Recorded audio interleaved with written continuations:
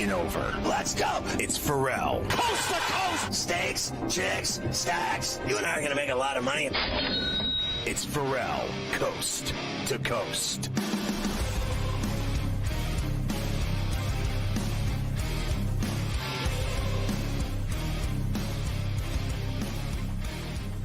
All right, into the final hour of Coast to Coast on a midweek Where Do You Hurt Wednesday. Good to have you with us. I'm Ferrall with Carver High in New York City. And we start to talk pain day now because the NFL's first round of the draft is tomorrow night in Green Bay. It certainly is. The first round of the draft will be tomorrow night, as you know, and then we'll have rounds 2 and 3 on Friday, et cetera, et cetera, et cetera. All the coverage right here on SportsGrid. Don't forget that. With a huge crew. I mean, Joey Prawns, Adam Kaplan, Kevin Walsh, Ben Stevens, Blewett. I mean, everybody's going to be involved for all the draft coverage. I want to start with it. I was just talking to you this about, and I'm just going to start with this. How about how they're trying to drag this Sanders kid? It is, we're like, what, just over 20, a little over 24 hours away. And the stories that come out now, and really all week they've been coming out. Like, this was from this Pelissero from NFL Network. One longtime NFL assistant coach said his time with Sanders was, quote, the worst formal interview I've ever been in my life. He's so entitled. He takes unnecessary sacks. He never plays on time. He has horrible body language. He blames teammates. But the biggest thing is he's not that good. Like, man, I mean, are we trying to get him to drop or they just don't like the kid? Like, what are we doing with this kid? I think both. Unbelievable. I think both. I think they are trying to destroy him and ruin his draft and ruin his career from the jump. Like, he's going to have to fall dramatically, and then he's going to have to obviously get picked and stand on the sideline for a few years. And then it's just going to do damage to his brain and his mind and his ego and his whole aura. Like, he acts like, let's face facts, like he's some kind of badass, and he talks like he's the greatest quarterback that ever lived. And believe me, he's far from it. But I think he's got talent, and they have literally portrayed him to have no talent. People have been saying he is awful, terrible, horrible, dumb. They've said I've heard that too, that he's dumb. He can't do an interview, and that he's all this and all that, and they're just destroying him. And what's amazing to me, to be honest with you, is that his dad, who is really savvy with the media and savvy with television and savvy with getting juice and big interviews accomplished on every network known to man with the biggest hosts in the world, he always gets his way. Deion Sanders always gets his way. He always is front and center. He is the agent and PR rep for his kids like no other. He sells them like no other. And where in the hell has he been during all this time? People have been bashing the living hell out of this kid. You haven't heard one peep out of him. It's very bizarre.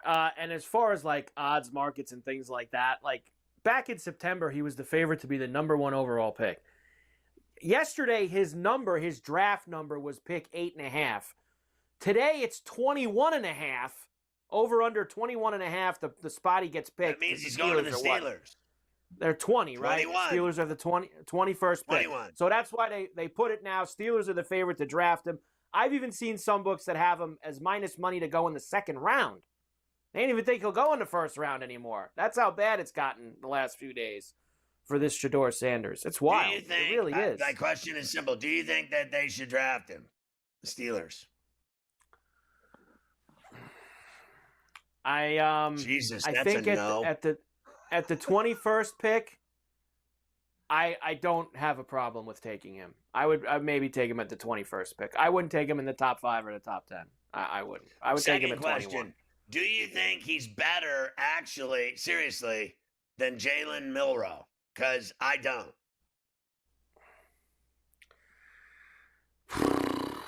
He gets more publicity and more juice with all of his bling and his sunglasses and his daddy, but that kid Milroe outplays him 6 ways till Sunday on Saturdays. Believe me, you. So you want Milroe over him if they're both sitting there at 21 tomorrow night. You'd rather have Milroe. It sounds like to me. You'd rather have Milroe. I actually prefer Milroe over him. I do. I think he's the most overrated college quarterback I've ever seen in my life. I don't know how many times I've told it to you.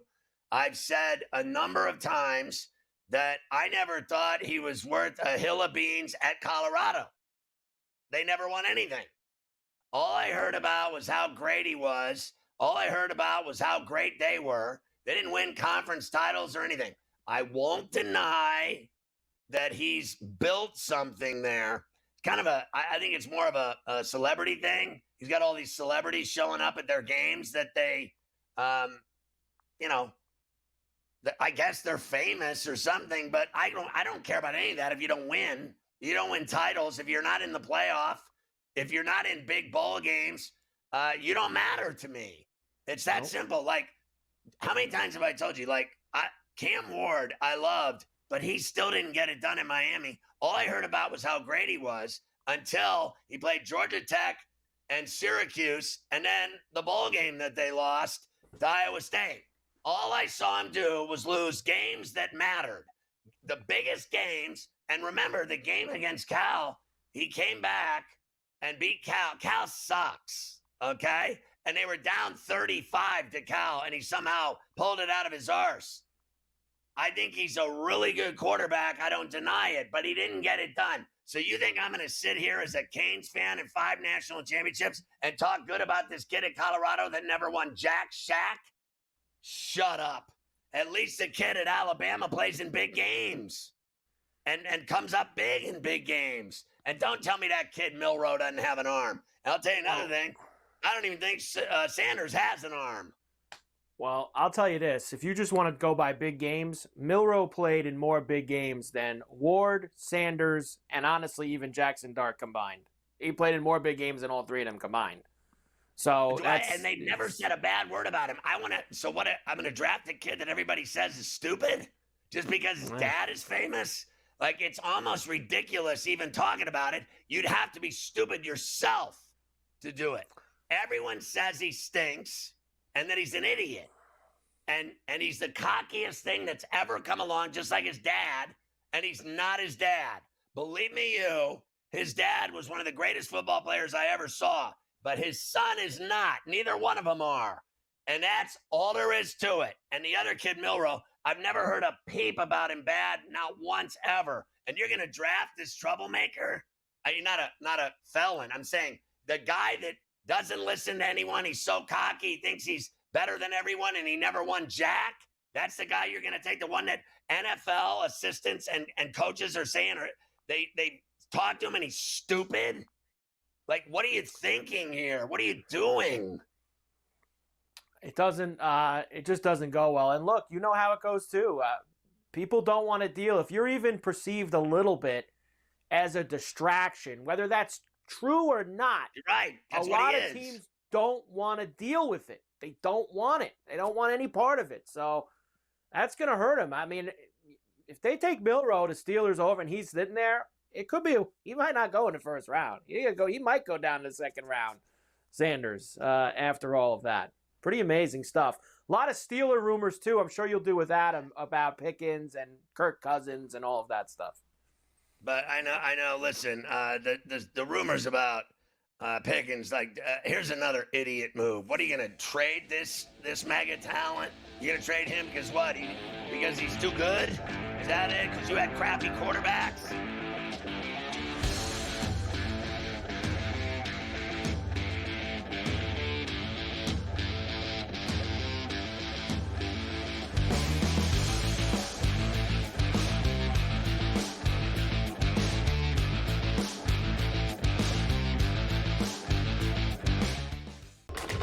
Enter into the magical world of McLuck.com, where even the smallest of spins can win real cash prizes.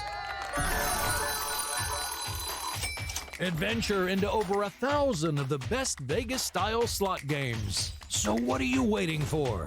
Unlock your free welcome offer today. Join the fun where winners play and players win.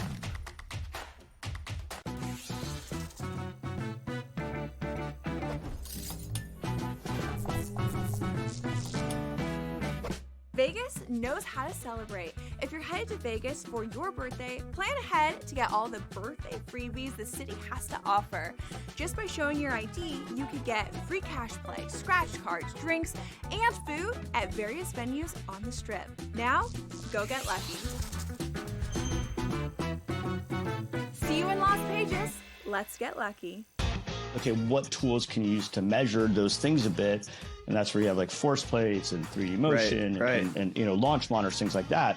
But that's all just sort of like measuring what's happening. That doesn't necessarily explain why one guy's really good and another guy's not really good. And that's where there's still kind of like this ongoing, how do you like continue to do research to understand that better? And I think that's going to last well past my lifetime. The Smiley Show, only on SportsGrid.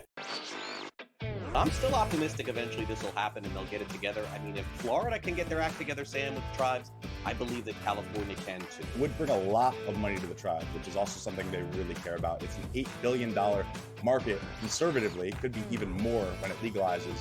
The sports books would be sharing revenue with the tribes, essentially doing all their operations and forking over a percentage directly to the tribes. Newswire, only on SportsGrid. King of the featherweight division for the BKFC. That is King Ty Stewart, who is joining us now, still the champion of the featherweight. Though he did get dominated, he was still throwing big shots. He landed a lot bigger shots on Palomino than he did me, and I wasn't really impressed. Palomino's getting older. He is definitely a former GOAT. He has done amazing things in this sport, but it's just my time. Only on SportsGrid.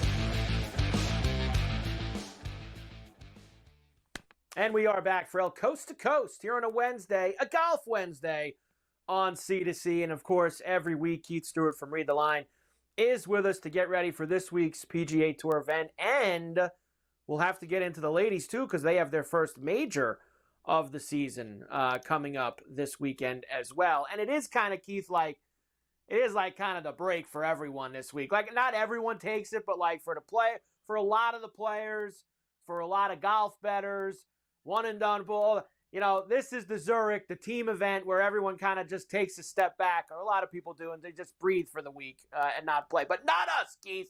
We're involved, baby.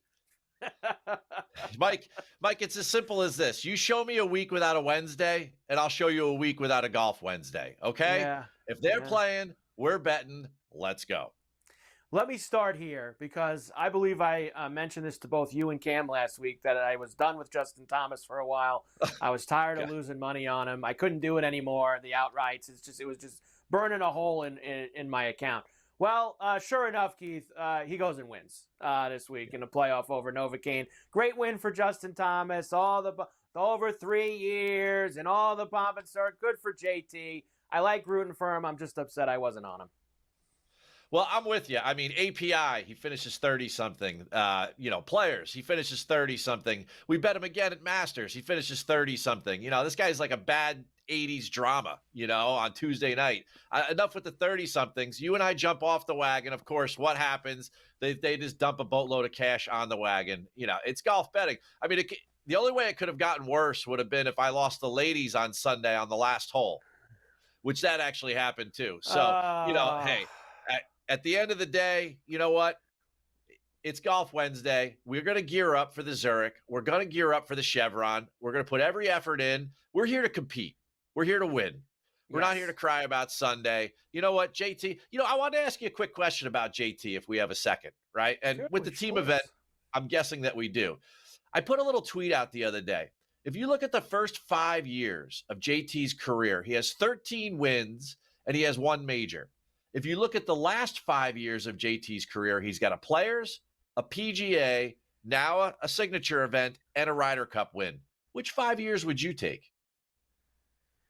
I would take the last 5 years, which is crazy because it just seemed like there's like a big hole in the middle of that 5 years where he really didn't do anything, right? Like, I mean, he didn't make the FedEx Cup playoffs 2 years ago, right? Like, he wasn't even in the FedEx Cup playoffs during that 5-year period that you're talking about.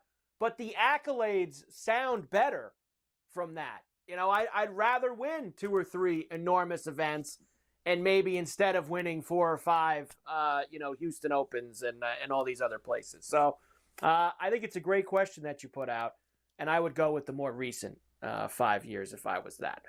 We will not see JT at the Zurich this week. And honestly, unless he won last year, I'm kind of surprised. We're obviously seeing Rory McIlroy, him and Shane Lowry, the defending champs. They're a ridiculously stupid price at plus 350 to win the entire thing. And we'll get to the rest of the field in a moment. I always, though, start with this. And I don't think anything different at TPC Louisiana, but I did hear that maybe some weather at some point over the next 4 days.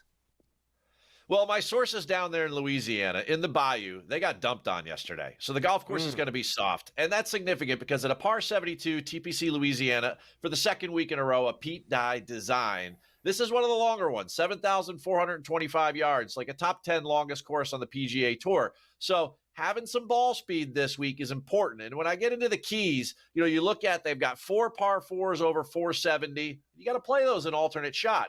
And then you've got holes where, the average par 3 is 215 yards and 3 of them have water in play. This is a tough golf course. And when you start to put out there the format where round 1, you're at your grandma's house. Everybody gets to play their own ball. Everyone's making a zillion birdies. But when you go to Friday and you go to Sunday, should you make it to the weekend? I mean, toughest cut probably on the PGA Tour. You only get 33 teams through, and they have, 80 teams there?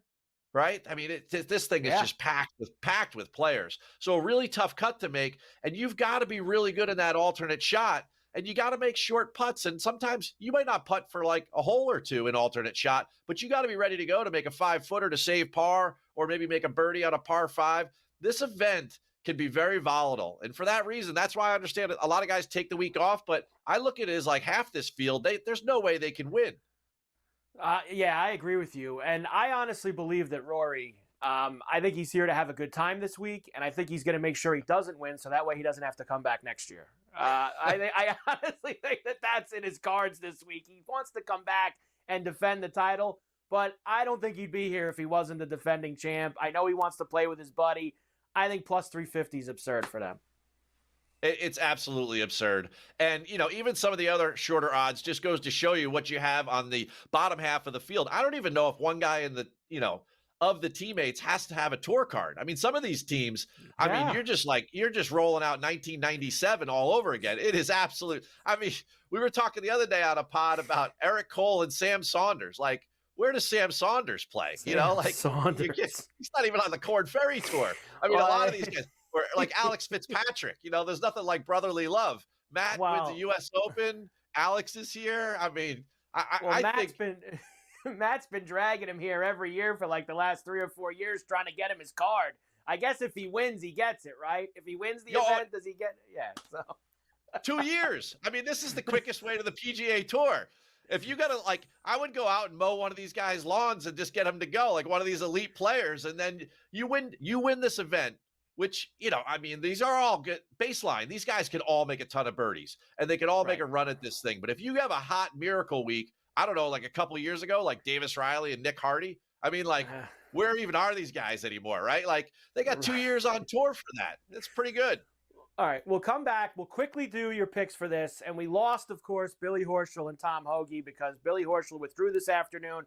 And we're not taking Tom Hoagie with Kevin Take Me to the Chapel. So that guy's going to be out. We'll get Keith's picks and some picks for the Chevron as the ladies have their first major of the year. Ferrall Coast to Coast on a Golf Wednesday with Keith Stewart from Read the Line. We're back after this.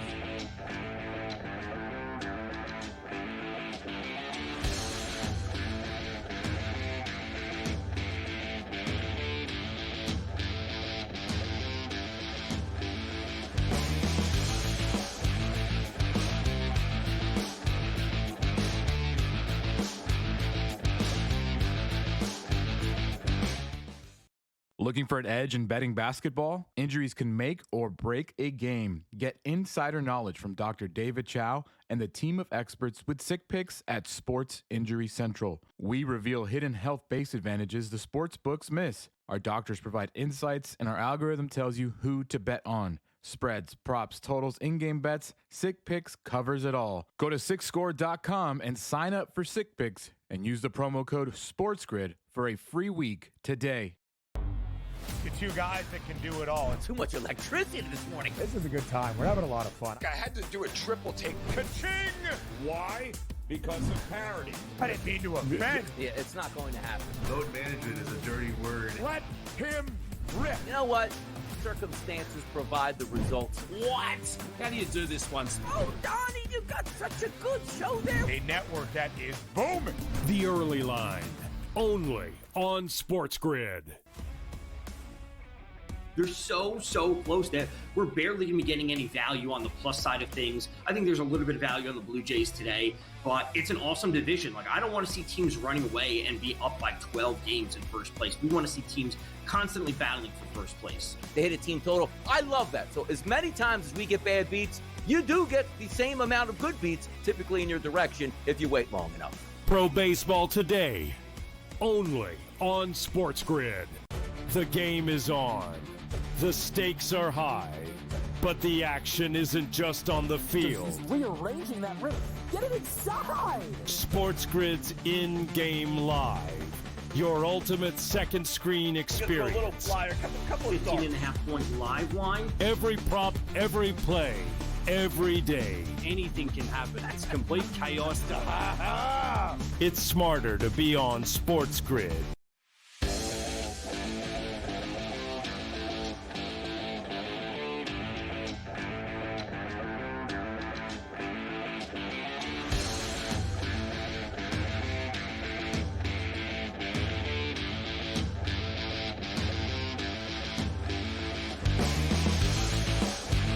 And we're back from Coast to Coast on a Golf Wednesday. Keith Stewart from Read the Line is with us as we've got the Zurich Classic here, the team event, the only team event on the tour. All right, me, you, and Cam all had Horschel and Hoagie. So me, you, and Cam had to all take them off of our cards. Who do you got here, Keith? Let's go.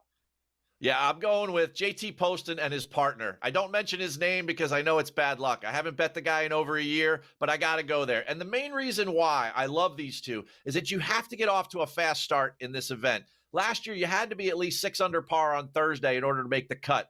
And 20 of the top 25 guys that finished on the leaderboard, those teams, they all started Thursday a.m. JT Poston and his partner at plus 2,000, they check both those boxes. And his partner is the number one scorer on Thursdays. He's made Thursdays his home so far on the PGA Tour. I love those guys. Now, I've replaced going to the chapel with love with Max Grazerman and Nico Echevarria, right? Got to go with these guys. 4th place last year. Both of these guys average over 4 birdies a round. What they really need is a partner, someone who's going to bail them out when they have one of their bad holes. They did it last year. They finished 4th. They're the type of guys that can really score, go low, and they complement each other's games really, really well. You know, Echevarria, he's the number 1 strokes gained putter on tour right now, and Max finished last year number 2. You're going to have to make some putts this week. You certainly are. I've got those guys on my card as well, Keith. And I also have, as we go to the placements, I really like the Novak Griffin combination this week, too. Guys that have played really well this year and could both use their first win. Yeah, Griffin's got 3 top 10s this year. You know, Novak's coming off a 3rd and then a runner-up, loss in a playoff to JT at the RBC. You know, where Griffin lacks, he could use a little solid ball striking. Novak's got that. And where Novak lacks, he could use a little scoring potential from short range. Griffin's got that. These guys, when I first saw their names, I was like, I'm going to jump all over these guys. And definitely you give me the 10 places and I'm taking them at plus 250. Top 20, I'm going with Nico and, of course, Max. Again, these two guys, I feel like they really complement each other very, very well. And if you think about it, you know, Vegas has the over-under this week, Mike, at 26.5, right? The average winning score in the team event over the last 7 years is like 24.5. They're going to have soft conditions. You got to be able to go low. You got to make a ton of putts. 20 places, a positive number. Max, Nico, I'm taking it. And then the Canadians. The Canadians always show up in this event. 3 top 10s in the last 4 starts. Nick Taylor, Adam Hadwin, They hang out with their wives together. They travel together. They do everything together. These guys, they know how to play and complement one another. They've got strokes gained team chemistry. Top 20, I'm taking them. It's a good positive number. And I know you had, obviously, with the one head-to-head was Hoagie and Horschel, so we wiped that away over Moore and Clark for this week. Let's get the Chevron, because we got 2 minutes left. Let's do the Chevron quickly. First major of the year for the ladies. Give me the card, and you did see I tried to throw that Nelly-Scotty double in on Easter Sunday, and it just didn't go well for me last week. Well, coming into this, the Chevron, it's a big golf course. It's over 6,900 yards, which is almost unheard of for the LPGA players. So you got to have some ball strikers on your card. It starts with Lauren Coughlin for me, plus 2,800. Lauren was third in LA on Sunday. She was second at the match play right before the Masters. She was third here at the Chevron last year. She is a great ball striker, very steady player, very major championship worthy. Angel Yin. Angel went deep, 28 under par in Thailand this year. She's an incredible putter, and she's worked really hard. She's like JT Poston. She's worked really hard on her ball striking the last year or so, and she's become a much more complete player, plus 3,300. She lost here in a playoff to Lilia Vu the first year they played out there at the club at Carlton Woods for the Chevron Championship, knows the course, and can score. And then the other one, Aki Iwa. Yes, I know. She let us down with a bogey on the 72nd hole, but she is a rookie from the Japan LPGA.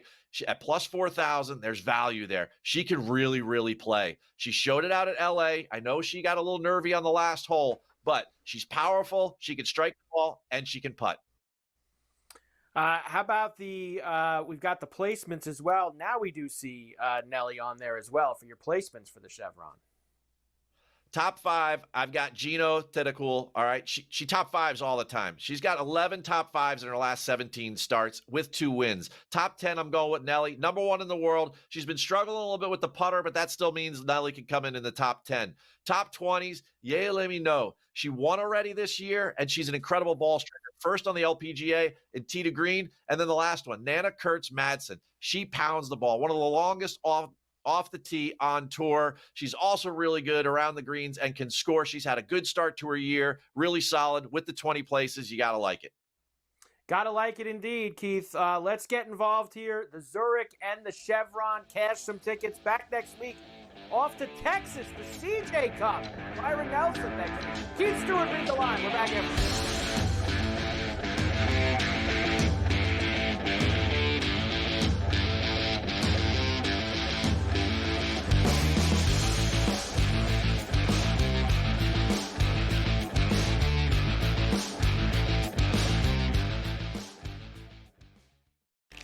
This is Greg. He bet a long snapper would go in the second round. The long snapper from Florida is still waiting for his name to be called. Now this is EJ. EJ tuned into SportsGrid's draft coverage. He checked the app, tracked the markets, followed the pros. He didn't guess. He knew. Be EJ. SportsGrid draft coverage starts Thursday at 7:30 p.m. It's smarter to be on SportsGrid. Anyone that's been to a sporting event, the atmosphere before a game, I think Game Time Decisions has that same exact atmosphere. This is our arena. This is what we do. There is going to be an energy to Game Time Decisions that you will feel night in and night out. The excitement you get when you lock your bets in, when you're figuring out what you want to do, we can zone in on the biggest games each night. I want this to be the place that people come to before the games start so they feel as ready as possible to lock in their cards. We are going to hit every single one of those markets that you need to know about. We're going to go through every single thing, and I've got a great team behind me that's going to help me get the job done. There is not going to be a better place, I promise you, than Game Time Decisions to get that new information, react to it, and be able to then bet accordingly. We will have everything at our disposal, and we will use that to our advantage. I'm Kevin Walsh. Tune into Game Time Decisions from 6 to 8 p.m. Eastern on SportsGrid. If you're going to trade Durant, right, it means things are getting weird anyway. Teams are going to, before they go for Durant, they're going to go for Devin Booker. That's just the reality of it. You get rid of Durant, or do you do the crazy one? Because you're so far out of the West, do you get rid of Booker? Because D-Book will bring you far more in a return. Betting above the rim. Only on SportsGrid.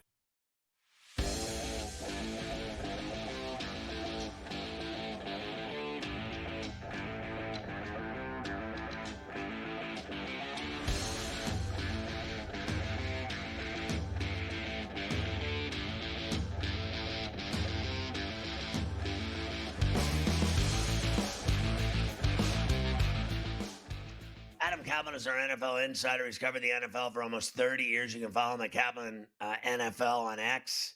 And you see him here every week on Coast to Coast, and he'll be included in SportsGrid's undeniable coverage of the draft from Green Bay on both Thursday night at 7 East, 7:30, 7 o'clock on Friday night. So just amazing the dais of talent that they'll have breaking down the draft and every pick throughout the first couple of rounds. So it all starts tomorrow in Green Bay on Thursday. So Adam, what about these players that could be traded? Yeah. I've heard about every trade. Literally every guy in this business is saying there's going to be trades out the wazoo, and then none of them are right about when they happen or who they happen with. But what do you have? All right, Scott. So, let me explain what you just said. I didn't know you were going in that direction, but I could explain also before we get to the other stuff. So what happens is you check around the league, you see which players are available. It's not like the NBA. Usually you don't see a lot of players traded. Yes, you and I were together 3 years ago in Las Vegas when A.J. Brown was traded. Those kind of player trades rarely happen. They happen, but it's not like the NBA. By contract structure and injury history, you just don't see a lot of big player trades during the draft. Now, when it comes to this draft, Scott, it is really, I would call it, in my time, this is my 27th year covering the National Football League, in terms of, and we talked about this last week, true first-round grades, guys who are what we call blue-chip prospects. It's not good. That would be a reason why some veterans could be traded. And if you're the Steelers and you don't get that quarterback in the first 2 rounds, I don't think it'll happen in one. We'll talk more about this in our coverage tomorrow on SportsGrid. But if you don't get Jackson Dart, let's say, or Shedeur Sanders in round 2, you need help, because Mason Rudolph, Scott, is not the answer. He might be the answer. We're talking the Steelers. They know 4, 5, 6 games, yes. But for a full season, it's not happening. That brings us to Kirk Cousins, Scott. The Kirk Cousins story was one of the most fascinating last year, as you know. The Michael Penix story, they took him in the first round. That shocked us on our set at SportsGrid. Considering 6 weeks before that, they signed Kirk Cousins to a 4-year deal worth $180 million, $100 million fully guaranteed at signing, Scott, which it tells you that, barring injury, Michael Penix wouldn't play for 2 years. And obviously, if Kirk Cousins played well, and this is what we said last year on our set, just think about it. It's not like they signed Kirk Cousins to play poorly. If he played well, didn't get hurt, your hope is that he continues to play well. Michael Penix doesn't play for 3 years. So the thinking was kind of crazy for Terry Fontenot, the general manager. And I know he keeps saying, oh, we're going to hold on to him. We're happy to hold on to him. Nobody's happy to hold on to a quarterback that's going to cost you $35 million. Okay? That's the full guarantee left in the cash that they owe him. He's going to be hard to trade. They're going to have to eat some of the money. So, and there will be another team, Scott, by training camp, if it doesn't happen over the weekend, or by the start of the season, especially when you need a backup or you need competition, or your starting quarterback gets hurt, just like Sam Bradford did in 2016 when the Eagles got a first-round pick for Sam Bradford. Something will happen eventually where a quarterback gets hurt. But right now, they owe him $35 million no matter what. If Kirk Cousins got hurt tomorrow, they owe him $35 million, right? He is a name to watch out during this draft, Scott, because as I've been telling you since January, this is not a good year to need a quarterback. It's not a good group. And there's I can't wait to talk about the odds later, Scott, in our segments here, because the odds have changed on the quarterback position. There's no question about it. So, in essence, would the Steelers pay $20 million for Kirk Cousins in a trade? Scott, here's the situation. They're a team to watch if they do not get Dart or Sanders in the first 2 rounds, Scott. If they don't get their guy, I don't care what they say about Mason Rudolph. Mason Rudolph is not a 17-game starter plus playoffs, okay? If you want to be a playoff team, okay, I could tell you from how they feel from talking to people with the Steelers, they love their roster. That this is one of the better rosters they put together in years, but they don't have a quarterback. They don't have a quarterback. And it didn't work out, obviously, at least to this point with Aaron Rodgers. Now, yes, that situation is still open, okay? So let me ask you about Sanders. As you've seen him literally be dragged through the mud over the last 48 hours, people bashing him like he's an idiot and that he's a horrible quarterback and he did horrible in interviews and no one said one good word about him. and his dad's not sticking up for him, which is shocking to me, do they still prefer that guy, the Steelers, over Milroe, a guy that's never had a problem ever and that actually played in monster games that they said over and over that they liked? They're going to take this potential problem. This guy's so cocky and everyone says he's a moron, and they're going to take him over this kid that, honestly, that's what people are saying about it. Scott, you watch this stuff. All right, let me unpack. That's a lot to unpack. I'm gonna explain everything you just said. First of all, if Aaron Rodgers and Rodgers has not given him a timeline to be clear here, they still want him. Okay, but let's put him to the side. Okay, let's say he doesn't play for him, he retires. Right? He's not playing for them. Okay, just hear me out here. They needed an answer. Okay, for the future quarterback. So Rodgers has nothing to do with them getting a young quarterback. If Rodgers said tomorrow, "I want to play for you guys," that's done. That doesn't change the fact that they need a future at the quarterback position. Now, Jalen Milroe, okay? You talked about Milroe. He's a project. Shedeur Sanders is ready to play. The knock on Sanders, Scott, you asked that question. I'll explain that to you right now. Arm strength, not great, okay? Not a great athlete. But he's a pocket passer, and he's an accurate passer. He is a late first-round, early second-round player, okay? I know plenty of teams that don't have first-round grades on him. I told you last year, right here on SportsGrid, Bo Nix had plenty of second- and third-round grades. But there were a couple teams that liked him in back of the first round. One of them was the Denver Broncos, and I got to give them credit. To this point, they're right. Teams get quarterbacks wrong all the time. You know that, Scott. You've been covering this business for a long time. Shedeur Sanders is a nice college quarterback who projects well. He's the son of a coach and a player. But he doesn't wow anyone. That's what people have a problem with. There's nothing wow about his game. Cam Ward is a wow quarterback. Arm strength and ability. Cam Ward's a much better talent than Shedeur Sanders. That's the bottom line. Yeah, you got that right. I was wowed. I said wow when he lost to Georgia Tech. I said wow when he lost to Syracuse. And then I said wow when he lost the bowl game to Iowa State, except I added a bunch of swear words to all of those wows. Give me the other players. And I know Dallas Goedert's one of them that could be traded. There's a lot of guys that you have on your list of guys that could potentially move. All right, and Dallas Goedert, my reporting on this, a couple things have happened really since the combine. They gave him permission to seek a trade. They want to move the player, okay? They want to move his cash. He's owed over $15 million. The money is not guaranteed. The problem is, Scott, this is it's an above-average tight end draft. You know, Mark Andrews is available. Teams that I've talked to don't think they're actually shopping him, but he's available. Mark Andrews is on the last year of his deal. He's 1 year younger than Dallas Goedert. Goddard turned 30, Scott, in January. He wants a new deal. He's not getting one right now from the Eagles.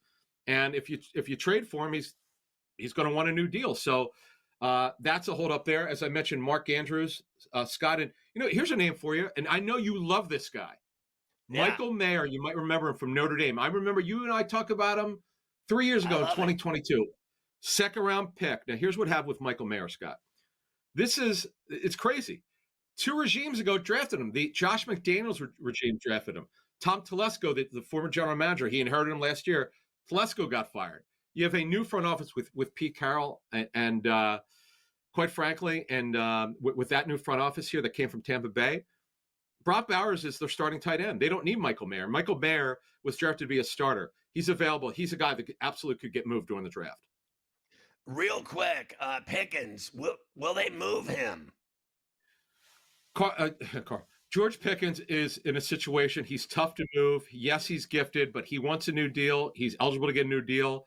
And I remember one league source telling me that it's hard to imagine he plays for the Steelers this season without a contract. That's one to watch during this draft and after it. When we come back, we'll look at some of the defensive players that could be moved, and then we're going to hit all of the odds of these top draft picks in the first round.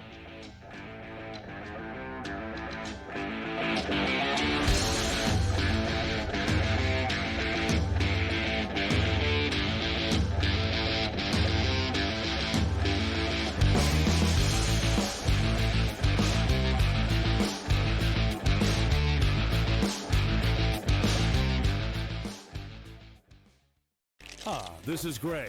He bet a long snapper would go in the second round. The long snapper from Florida is still waiting for his name to be called. Now this is EJ. EJ tuned into SportsGrid's draft coverage. He checked the app, tracked the markets, followed the pros. He didn't guess. He knew. Be EJ, SportsGrid draft coverage.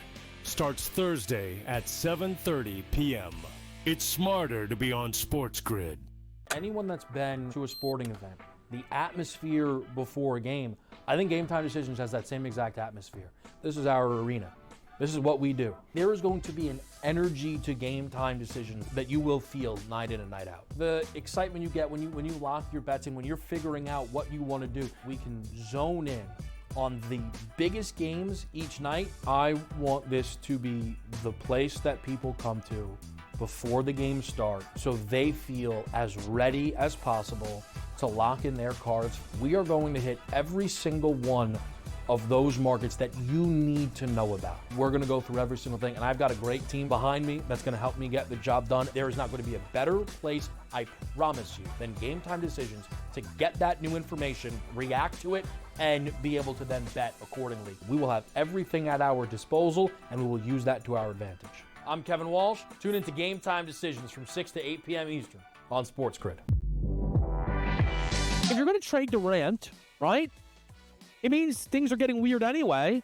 Teams are going to, before they go for Durant, they're going to go for Devin Booker. That's just the reality of it.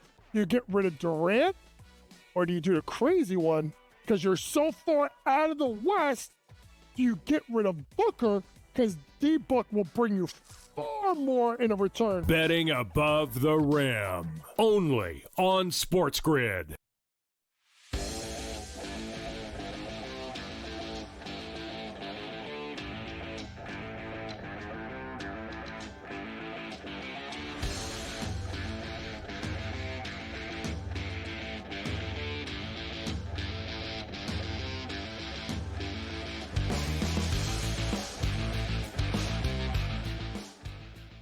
Last week, I started shouting at Adam, which I do frequently, but I respect him and love him more than anyone on the show. He's been on with us for 6 years, and he knows that I give him the business.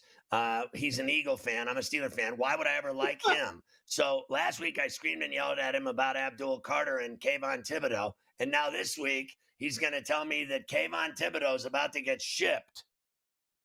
Well, here's what, Scott. Okay, let me explain this one. So, if Abdul Carter goes at number 3, like I believe is going to happen, if that happens, the Giants have a decision to make. And to me, it's pretty obvious based on what I've heard. So Kayvon Thibodeau's 5th-year option is due next Thursday, right? And it's a big number. It's a major salary increase. If you draft Abdul Carter at 3 and he's healthy, he's starting. You don't bench a rookie first rounder in the top 10 if he's ready to play. So if you're Kayvon Thibodeau, you really want to know what your future is going to be. The future will be decided if they draft Abdul Carter. It's over for him. Kayvon Thibodeau now he's under contract this year. Scott, he's under contract this year, but his future is settled. This will be his last year if they draft Abdul Carter. There's just you got to, and obviously you got to watch what happens during the draft, see if they can get any value for him. Now, obviously, if they decline his option, he could sign elsewhere. But the bottom, and that would be next year. He's still under contract for this season. But again, transactions tell you a lot. And I did a little bit of checking on this today. There's some interest on Thibodeau around the league. He's got good length. You and I talked about him last week, but he's not explosive like Abdul Carter. Carter's got way more upside, and he's more talented. Thibodeau's got a little bit more strength to him, but Carter's the better player. I'm fascinated to see, because that really the mystery, Scott, in tomorrow's number 4. The first 3, barring a surprise, the mystery starts at number 4 with the Patriots. All right, so real quick, Ramsey and Jair Alexander are both going to get dealt, possibly? Yeah, and by the way, Jalen Ramsey, look, very quickly here, the Dolphins extended his contract last September. It didn't work out. They wanted to move him. He's happy to be moved. They're gonna look to move him. The problem is, Scott, he's doing total cash this season, just over $25 million, fully guaranteed. I don't believe anyone will take that as is. The Dolphins will probably have to eat some of that money. Keep an eye on that during the draft. They want to move him. He wants out. This should be able to happen. By the way, it's really incredible. The team that acquired him in a trade from the Jaguars, the Rams, they have interest in him, but it's highly unlikely you're going to take all that cash. So they'd have to work that out. All right, so let's talk about the updated draft player odds. We'll start, let's just move down the list. Obviously, we know Ward, we know Hunter, we know Carter. So start at 4 and keep moving. Boy, Scott, these odds have changed. So where Will Campbell has been a favorite for a while, where he's minus 600, minus 700. He's now just minus 400 to go to the Patriots. Ashton Genty was plus 600, 700, depending on which book you looked at. He's now plus 550. Why? There's a feeling around the league, and I don't know where these books get it, but this is something I've heard the last couple of weeks, is that, yes, the Patriots like Ramondre Stevenson. They did extend his contract over the last couple of seasons, but they see Will Campbell certainly as their potential left tackle, but they're intrigued with Genty, who's a phenomenal football player. No offense to Will Campbell. If you just compare performance and talent level, Rashad Genty's just a better football player. It's just the value of taking a running back at number 4. It's just not there, but he's a phenomenal football player. I find it, the fact that the odds have dropped a little for Genty, very, very interesting. By the way, what about Genty now at 5 to the Jaguars? They've already gone down this road with ATN and it didn't work out. They're going to do it again? Scotty, this has completely changed. Scott, Mason Graham for 2 months was the clear favorite. Right. It started to drop on Monday. And now Genty, for the first time over the last 24 hours, is actually in minus territory. He's minus 210, Scott. Minus 210. Ted McMillan is next at plus 450. Mason Graham is clearly not a favorite there. Mason Graham, look, he fits for what they want to do defensively. Good football player, would give him a great rotation and great for the future. But again, you just mentioned Travis Etienne. He was drafted by a different regime 5 years ago. There's no talk about them extending his contract. Genty this is where the talk really starts with Ashton Genty right here, number 5 with the Jaguars. All right, so Ted McMillan and Matthew Golden will be the top 2 receivers taken? Yeah, and by the way, McMillan out of Arizona is minus 235. He's a big receiver like Mike Evans. He can go get the football. He's not as good as Mike Evans, but I'm just giving you an idea. He's a true number 1 receiver. Matthew Golden will go in the first round. He's an explosive receiver out of Texas. I don't think he goes anywhere close to Ted McMillan. It would surprise me. It would actually shock me if he went before McMillan. I could see why those odds are minus 235 and 135 for Golden. So Warren is going to go early. He's such a badass. And the guy that's interesting, I've seen stuff about the Colts maybe making a move to get the kid out of Michigan, Loveland. All right, so Tyler Warren to be the first is minus 400, Scott. Now, Colston Loveland, and why is he not going to go above Tyler Warren? It's real simple. Some teams I've talked to, they're not so sure that as much as they like Colston Loveland, he's definitely a first-round guy. Is he a 3-down tight end? That's the question. Tyler Warren, there's no question about it. By the way, he's minus 400 to be the first tight end. Loveland is plus 250. Yeah, Warren's going to go higher. Now, is he going to be a top 10 guy? Is he going to go to the Jets? That might be a little strong. But Loveland is a good football player, explosive. He's just not the all-around tight end that Tyler Warren is. So the quarterbacks, the total is 2.5 in the first round. Are you over or under 2.5? Because I have my doubts it's going over 2. Scotty, I could tell you with Craig Mish on Newswire show for 2 months, he and I agreed there was no question there were 2.5. The over was the play. Not anymore. Because of the questions with Sanders and Dart, the odds have dropped, Scott. The under, the over now is minus 125. The under is only minus 105, Scott. It's just because there's so much uncertainty with Dart and Sanders. Scott, that's why the odds have dropped. So lastly, are you excited about this draft as much as you've been the last couple of years with the drafts? I am, because, Scott, after pick 3, there's so much uncertainty. I do believe Will Campbell will go 4. I don't feel it's a lock. There's just a lot of mystery, which is what I like. It makes for exciting things to happen, because there's not a lot of certainty in this draft. I can tell you that. I saw these stories all week about ESPN trying to sell me that the Browns and Giants were taking calls to do deals. Neither of those things will happen.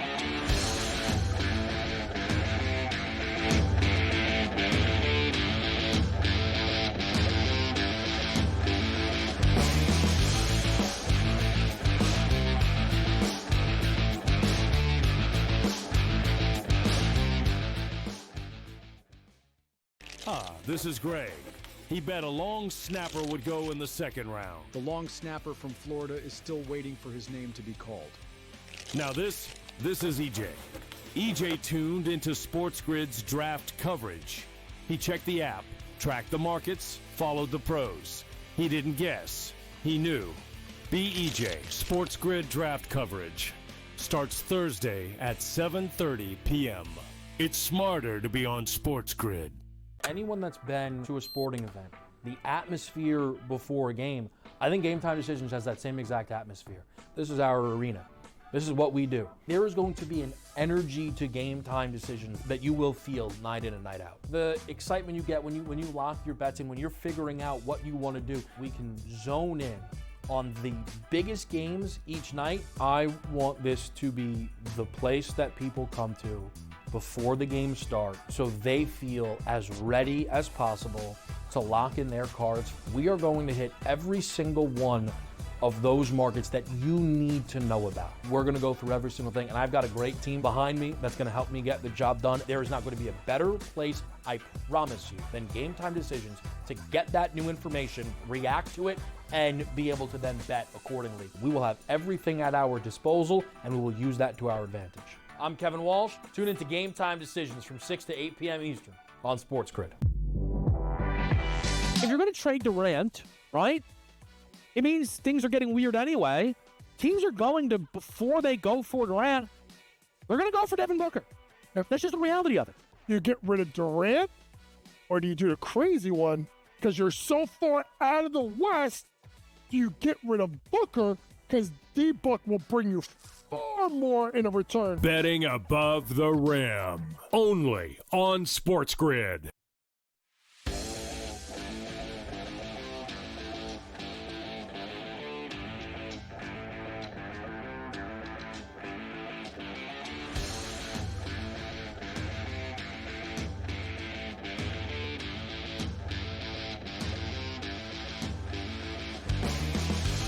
Everybody loves leftovers. So, Kirk Cousins, obviously, as we talked about with Adam Kaplan, could get traded. The Browns, Steelers, Vikings.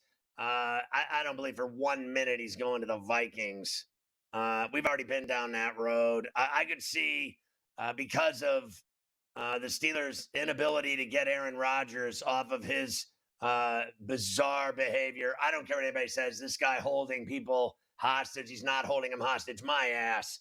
Move on from Rodgers. I mean, Christ, at this point, I'd do a deal for $20 million for Cousins. It'd be a steal. And the bottom line is I wouldn't trade Pickens. I'd keep Pickens and Metcalf and let the guy throw to him. The guy had an injured arm last year. Bottom line, he was terrible, and he claims that's why. We'll see if he can still play. He's better than Rudolph. He's better than Thompson.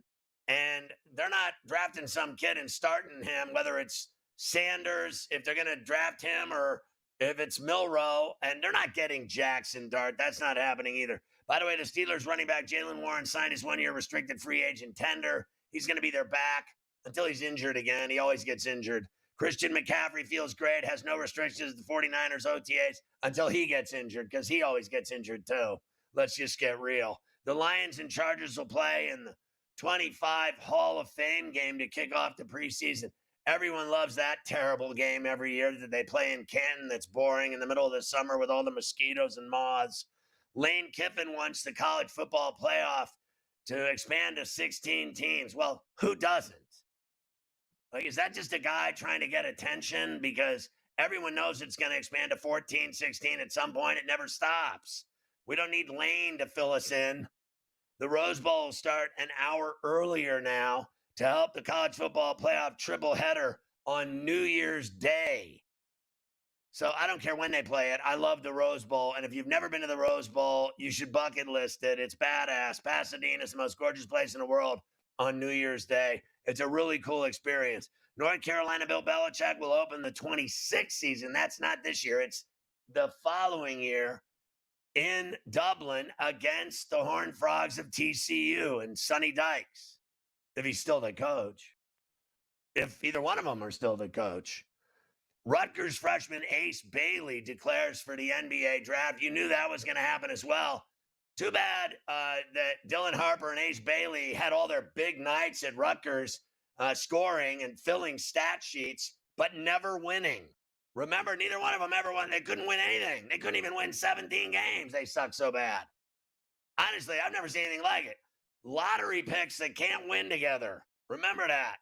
Indiana's, speaking of bad, Omar Ballo. Oh my God, does he suck? He's going into the NBA draft. Stone hands. Duke and Michigan finalizing neutral site college rat game in D.C. for February of next season. So, let's get it on. Duke and Michigan, anytime they do that, I'm all for it. Jimmer Fredette retires from basketball. My man could fill it up.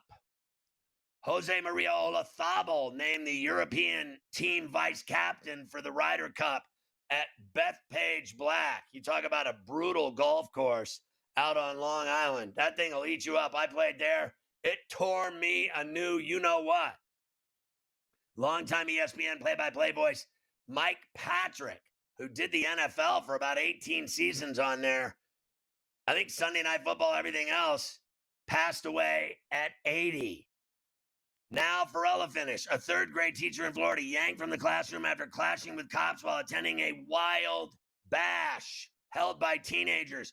200 students were underage drinking, and the third-grade teacher was hammered. I saw her on camera with the cops getting involved with the popo, and they were like, "You're hammered, you're fat, you're ugly, you're going to jail." She has since been yanked, fired, and moved to another school. I would not let her near children. What is she doing at the teenage kegger? She's like 60 years old. She was hammered. British Airways crew member found dead in his San Francisco hotel during a stopover. The guy was dead for 2 days before they found him in the hotel room. Michigan man drives over 700 miles, sets fire to the home of a man who communicated with his ex. He wasn't happy that someone was talking to his ex. So he drove 700 miles, set them on fire. That's how you handle your business. GTD is next with the mayor of Miami, Joe Ranieri. Make sure you get my app. Search Ferrall. You'll find it. It's funny and it's badass and you'll love it. We'll see you tomorrow at 3 on Coast to Coast.